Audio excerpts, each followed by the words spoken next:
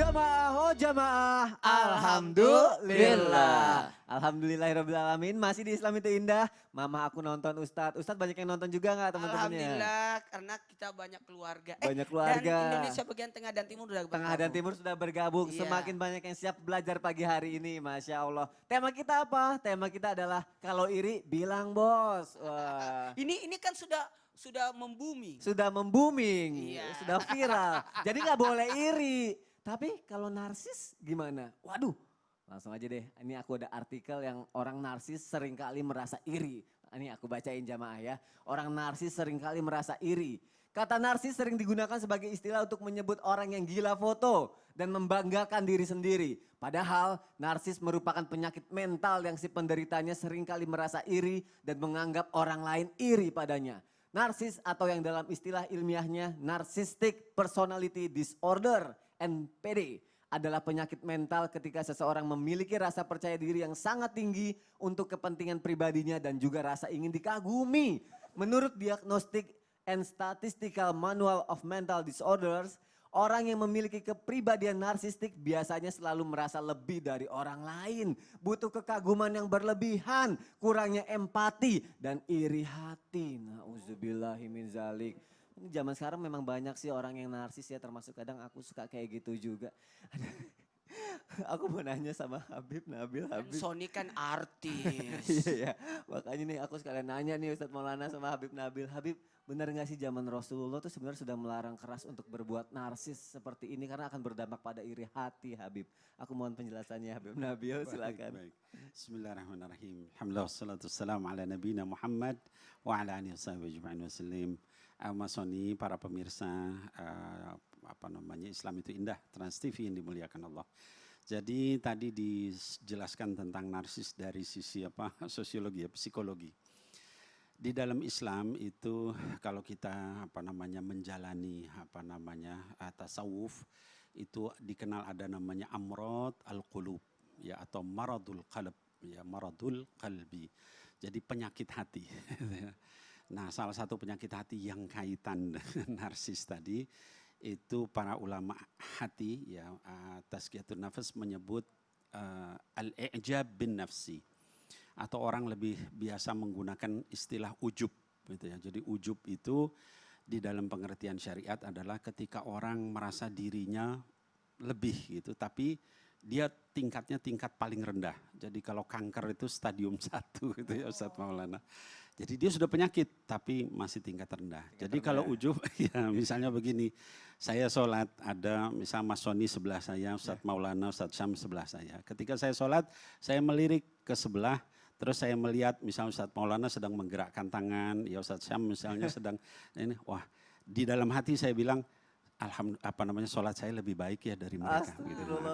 Itu sudah ijab bin nafsi. Harusnya kalau orang yang benar, yang ikhlas dia bilang ketika melihat itu, oh mungkin dia sedang sakit, mungkin dia terburu-buru, dia ada masalah apa, ya Allah mudah-mudahan saya tetap bisa khusyuk. Begitu harusnya. Nah itu ujub. Gitu ya. Jadi ujub itu udah penyakit ya. Kalau tadi sampai foto-foto ke sana kemari, nah khawatir nanti jadi ujub. Kemudian stadium 2-nya ini lebih parah ya, menurut para ulama hati gitu ya. Tasawuf dikatakan kalau dibiarkan itu ujub itu dia menjadi ghurur ya. Kalau ghurur dia bukan lagi di dalam hati Ustadz Maulana, tapi dia sudah ngucap gitu ya. Oh kan sholat gua khusyuk kan tadi kan. Ya gitu. Allah. Tuh bacaan Quran gua bagus kan.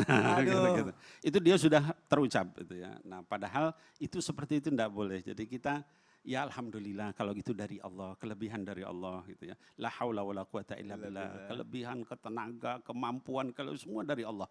Saya itu hanya pelaksana. Nah, itu stadium 2-nya gitu ya. Jadi terkait dengan ujub tadi itu Allah sebutkan misalnya salah satu di surat Al-Baqarah kata Allah, wala 'abdum mu'minun khairum mim musyrikin walau a'jabakum. Hamba sahaya yang beriman itu jauh lebih baik di sisi Allah daripada seorang laki-laki yang musyrik walaupun dia hebat, walaupun dia lebih kaya, walaupun dia pintar, walaupun dia baik dan seterusnya. Nah, artinya di sini Allah menyebutkan ajabakum, di situ ijab. Kalau tadi sudah sampai ghurur, maka disebut di dalam Quran dikatakan fala tuzakku anfusakum huwa a'lamu biman ittaqa. Jangan kamu merasa dirimu suci, Allah yang lebih tahu siapa yang lebih takwa. Nah, nanti stadium terakhirnya yang mematikan itu kalau dibiarkan dari ghurur menjadi takabur. Kalau sudah takabur itu bahaya. Bataral haq wa ghammadun nas. Jadi dia sudah nggak peduli sama orang lain. Pokoknya gua yang benar. Gitu ya. Orang ngomong apa saya nggak peduli. Dan itu membahayakan dan bahkan bisa memasukkan kita ke dalam neraka. Nauzubillah min zalik. Jangan sampai itu semua terjadi pada kita ya jamaah. Amin, Ya Allah, jazakallah amin. khair Habib. Mungkin sebagai orang yang terkadang narsis, aku ngerasa kalau narsis itu memang menyerang emosional dan psikis ya. Jadi kayak pakai topeng yang nggak dilepas-lepas gitu. Allah, mungkin Ya sekarang Allah. ya dengan Jadi sekarang kalau orang sering narsis gitu terus dulu banyak like-nya misalnya. Tiba-tiba like-nya turun tuh kayaknya terganggu. Kenapa iya, stres? Jadi makanya nggak kena terganggu. emosional dan psikis. Makanya mungkin dengan belajar pagi hari ini kita harus lebih bijak dalam bertindak ya jamaah yang ada di rumah. Hari ini membersihin hati. Membersihkan hati karena temanya nyentil-nyentil aku juga nih di sini ya Allah. Tapi aku penasaran sama Ustadz Syam kali ini. Ustadz, ini kita lagi bicara soal iri. Tadi Ustadz sempat menyinggung sedikit kalau ada nabi terdahulu yang katanya iri sama Rasulullah. Ini maksudnya seperti apa Ustadz Syam? Masya Allah. Di dalam Al-Quran sudah disebutkan di dalam surah Al-A'raf bagaimana skenario Allah Subhanahu wa Ta'ala ketika Nabi Adam alaihissalam diusir keluar daripada surganya Allah Subhanahu wa Ta'ala atau dilemparkan ke buminya Allah Subhanahu wa Ta'ala. Maka disebutkan di sini fawaswasa lahuma asyaitanu liyubdiya lahuma ma wuri'a anhuma min sawatihima. Dalam surah Al-A'raf itu disebutkan bahwa ketika selesai digoda setan, ketika dikeluarkan akhirnya terbukalah aurat mereka gitu. Maka ulama dalam hal ini menyebutkan bahwasanya enak banget ya, mungkin saja Nabi Adam iri ini kepada umat Nabi Muhammad SAW. Nabi Adam sekali berdosa langsung terbuka auratnya, langsung terbuka pakaiannya. Kita sebagai umat Rasulullah SAW setiap hari mungkin berdosa. Ada mungkin orang yang setiap saat berdosa, Allah tidak pernah nampakkan auratnya. Allah tidak pernah menelanjangi mereka gitu. Tidak pernah membuka, jangankan auratnya gitu. Aurat itu kan kekurangan. Tidak pernah Allah membocorkan bahwa si A habis berdosa, si B habis berdosa, si C habis berdosa. Nabi Adam alaihissalam sekali melakukan dosa langsung dibukakan aibnya gitu. Langsung dibukakan. Maka kata ulama, Nabi Adam iri kepada umat Nabi Muhammad SAW. Nabi Adam sekali berdosa langsung dibuka tabirnya. Umat Nabi Muhammad SAW tetap ditutup aibnya meskipun dia belum bertobat kepada Allah Subhanahu wa Ta'ala. Apalagi kalau dia sudah bertobat kepada Allah Subhanahu wa Ta'ala. Nabi Adam alaihissalam ketika berdosa kepada Allah Subhanahu wa Ta'ala atau melakukan kesalahan pelanggaran di surga, langsung dipisahkan dengan istri beliau Siti Hawa alaihissalam. Apa ketika dipisahkan, satu turun di India dalam riwayat, satu turun di Jeddah, dipisahkan selama lama banget misahnya nih baru bisa ketemu kembali. Sedangkan umat Rasulullah Sallallahu Alaihi Wasallam setiap hari berdosa, bahkan partner dia, partner in crime gitu ya. Partner in sins gitu. Mereka berdosa berdua gitu berpasangan. Allah tidak pernah pisahkan mereka. Bahkan mereka tetap bersama-sama. Nabi Adam sekali berdosa langsung pisah sama pasangannya. Ini yang mungkin membuat Nabi Adam alaihissalam iri, disebutkan dalam sebuah kitab. Kemudian apalagi Nabi Adam alaihissalam berdosa di surga, dikeluarkan dari surga langsung. Umat Rasulullah sallallahu alaihi wasallam berdosa di bumi, bertaubat dimasukkan ke surga. Umat Nabi Adam alaihissalam berdosa di surga, dikeluarkan dari surga. Sedangkan umat Rasulullah sallallahu alaihi wasallam berdosa di bumi, ketika mereka bertaubat dimasukkan ke surganya Allah Subhanahu wa Ta'ala. Kemudian dalam kitab lain disebutkan bahwasanya pernah juga Nabi Musa alaihissalam iri kepada umat Rasulullah sallallahu alaihi wasallam. Disebabkan ada Nabi Musa alaihissalam mendapatkan informasi. Dan Nabi Musa kan kalimullah, bisa ngobrol sama Allah, chit-chat sama Allah. Kata Nabi Musa alaihissalam, ya Allah katanya ada ya umat nanti dia yang terakhir diciptakan, tapi dia yang pertama masuk surga. Jadikan mereka umatku ya Allah, jadikan mereka umatku. Kata Allah, bukan umatmu, itu umatnya Muhammad gitu kan. Umatnya Rasulullah sallallahu alaihi wasallam. Ya Allah, katanya ada nanti umat baru berniat kebaikan sudah dapat pahala. Jadikan mereka umatku. Umatku udah setengah mati nih ibadah kan. Jadikan mereka umatku. Ada katanya umat yang baru berniat kebaikan sudah dicatatkan sebagai kebaikan. Belum melakukannya. Itu mereka adalah umat Muhammad. Maka kata Nabi Musa AS, ya udah kalau gitu. Kalaupun saya tidak harus menjadi nabi, yang penting saya jadi umatnya Muhammad, kata Nabi Masya Musa. Ya Allah. Allah, bahagianya kita gitu jadi umat Rasulullah Sallallahu Dan Alaihi Wasallam. semoga kita bisa mendapatkan syafaat dari Rasulullah ya Ustadz ya. Iya, amin. Masya Allah. Terima kasih Ustadz Syah, Masya Allah. Itulah gunanya kita belajar pagi hari ini jamaah. Semoga kita menjadi pribadi yang lebih baik lagi. Kalau bisa jangan iri lagi, insya Allah. Nah sekarang waktunya curhat online. Wah, udah ada jamaah yang siap nih. Ustadz Maulana siap ya, nah Habib Nabil. Ustadz Syah, Masya Allah nanti jamaah akan bertanya. Langsung saja sudah ada di belakang saya. Assalamualaikum warahmatullahi wabarakatuh. Assalamualaikum. Waalaikumsalam. Wabarakatuh. Silakan Mbak, keluh kesahnya apa, insya Allah akan dicarikan solusinya sama guru-guru kita. Silakan. Assalamualaikum Pak Ustadz. Waalaikumsalam warahmatullahi Warahmatullahi wabarakatuh. wabarakatuh. Saya Putri dari Tangerang. Ini Pak Ustadz saya mau nanya, mau curhat. Saya menikah udah sekitar 6 bulan sama suami saya. Waktu pas menginjak usia pernikahan 2 bulan, saya mengetahui bahwa suami saya itu punya anak hasil dari luar nikah. Bukan cuma satu tapi dua perempuan yang berbeda. Jadi ada 2 anak gitu Pak Ustadz. Baik, lanjut. Dia nggak pernah nikah sama sekali. 2 perempuan itu awal-awalnya dia sering kirim uang sama yang satunya. Tapi semakin kesini itu jarang Pak Ustadz. Apalagi semenjak saya tahu. Nah, saya kasih kesempatan kedua sama suami saya untuk bertobat. Terus berubah. Alhamdulillah dia berubah Pak Ustadz. Baik, baik. Untuk uang saya tetap kirim uang per bulannya. Tapi semenjak pandemi ini kan keuangan agak menurun ya Pak Ustadz ya. Nah jadi saya nggak ngirim-ngirim uang sama mereka berdua. Nah yang ingin saya tanyakan, wajib nggak Pak Ustadz suami saya itu kasih nafkah sama kedua anak tersebut? Padahal kan itu kan anak hasil di luar nikah ya, yang nggak ada nasab ayahnya.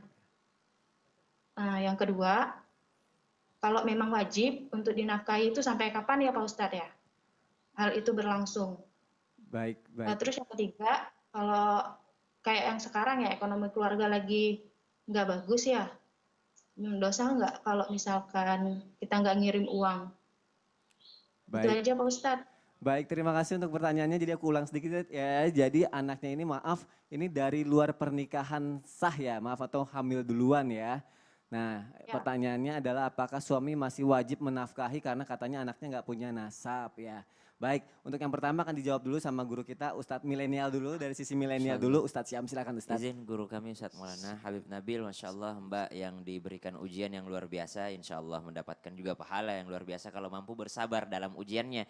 Yang pertama tetap wajib, berani berbuat, berani bertanggung jawab, ya tetap dinafkahi kepada anaknya. Karena nasab secara agama tidak bersambung kepada ayahnya, tapi nasab biologisnya tetap Anda yang punya darah daging itu, maka Anda tetap bertanggung jawab kepada anaknya. Maka kalau memang sudah diajak suaminya bertaubat, maka diajak juga dalam hal kebaikan seperti ini gitu. Kalau sudah bertaubat justru malah makin baik dia menafkahi atau memberikan sesuatu kepada yang jadi darah dagingnya. Orang lain aja kita tuh bersedekah, apalagi kepada yang namanya darah daging sendiri. Kemudian ditanyakan sampai kapan dinafkahi, ya sampai beliau-beliau ini, anak-anaknya ini mampu untuk mencari yang namanya pekerjaan sendiri atau penghasilan sendiri. Kalau laki-laki, kalau perempuan ya sampai mereka menikah nanti pada akhirnya. Mungkin dilanjutkan guru kami Habib Nabil. Silakan Habib. Baik, Rabbi syrah li sadri wa yassir li amri wahlul 'uqdatan min lisani yafqahu qawli. Jadi yang tadi disampaikan oleh guru kita Ustadz Syam, yaitu disebutkan di dalam kitab Fathul Bari Syarah Sahih Al-Bukhari, ya apa yang disebutkan oleh Imam Ibnu Hajar berdasarkan hadis riwayat Muslim sahih yang berbicara tentang Juraij, ya, seorang hamba Allah Subhanahu wa taala yang ahli ibadah. Terkait tadi tentang nasab. Nah, adapun terkait tentang nafkah, ini jumhur fuqaha.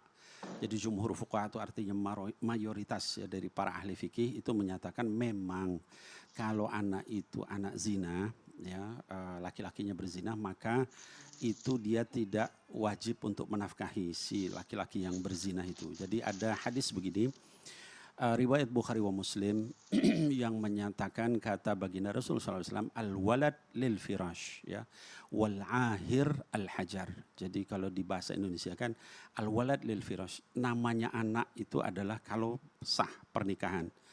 Nah kemudian wal ahir, adapun anak hasil zina itu al hajar. Jadi tidak dianggap itu, jadi batu. Artinya orang yang berzina itu tidak dianggap memiliki anak. Nah berdasarkan itu Imam Ibnu Hajar di dalam kitabnya Al-Majmu' Syarhul Muhadzab, ya, kitab fikih mazhab Syafi'i, menyatakan kalau misalnya dia itu anak hasil zina, maka ayah yang berzina dengan itu tidak wajib menafkahi. Kenapa? Karena nafkahnya nanti ditanggung oleh negara, ya. Itu juga diperkuat oleh Imam Ibnu Qudamah, ya, di Al-Maqdisi di dalam kitabnya Al-Mughni, ya, itu ulama besar mazhab Hambali, dan juga ulama-ulama yang lain ya dari mazhab Maliki maupun Hanafi. Jadi sebetulnya anakku tadi yang bertanya, kalau misalnya di dalam negara yang menjalankan syariat, itu negara tuh Ustadz Maulana, ya Ustadz Syam dengan Mas Soni, itu akan ngawasin orang yang berzina. Kenapa? Setiap itu anak zina itu tanggung jawab negara jadinya itu. Ya, bahkan sampai nanti menikahnya pun itu walinya wali hakim. Baik. Itu bahayanya kalau kita berzina itu. Wallahu a'lam bishawab. Baik Habib, jazakallah khair Habib. Gimana Mbak, sudah puas, sudah jelas dengan jawabannya? Ya, udah. Terima kasih Pak Ustadz. Sama-sama, kita juga makasih sudah mau curhat di sini dan jadi pelajaran juga buat kita semua. Terima kasih sekali lagi ya. Assalamualaikum. Waalaikumsalam. Masya Allah, terima kasih yang sudah mengirimkan pertanyaan juga, yang sudah mau curhat juga. Insya Allah kita akan belajar pagi hari ini sama-sama. Akan kita lanjutkan lagi jamaah yang ada di rumah. Tema kita kalau iri bilang bos. Tapi ini ada satu lagi nih yang, ini aku nunggu-nunggu banget loh ini. Ini petua Ustadz ini luar biasa banget nih. Siap. Sini ada acting ya. Karena ada acting. Jamaah siap ya. Langsung aja kita lihat. Ini dia petua Ustadz. Nah, jamaah, kali ini saya lagi jalan-jalan di komplek. Untuk apa? Untuk cari sarapan buat anak saya. Makanya saya tidak usah pakai helm karena di sekitar komplek aja. Nih, tapi tetap pakai masker. Di mana ya?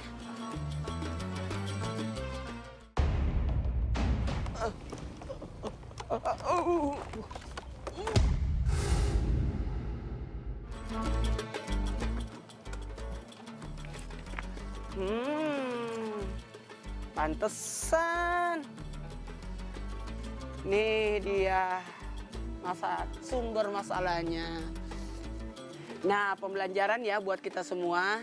Ternyata sejak dulu Rasulullah SAW dalam satu hadis disebutkan, hadis riwayat Tirmizi dari Abu Hurairah menjelaskan bahwa ketika seseorang berjalan lalu kemudian menemukan ada duri, ada sesuatu yang menghalanginya, termasuk adalah paku, ini maka dianjurkan ketika dia mengambilnya, maka di saat itu Allah berterima kasih padanya, lalu Allah mengampuni dosanya. Nah, pembelajaran besar buat kita untuk menyingkirkan duri di jalan, salah satu bentuk kebaikan atau yang memberatkan timbangan, mungkin kecil menurut kita, tapi itu berat timbangannya dari kemudian adalah mengambil duri di jalan. Makanya buat kita di antara kebaikan adalah bagaimana kita bisa membersihkan atau menghilangkan sesuatu yang membahayakan orang di jalan. Nah, inilah pembelajaran saya hari ini. Mudah-mudahan kita bisa mengambil itibak pembelajaran ini dan bisa mengamalkan dalam kehidupan sehari-hari. Kecil sih, tapi ini membahayakan. Inilah salah satunya. Gimana nih saya mau mencari buat makanan buat anak nih. Ambil dulu pakunya, ya Allah.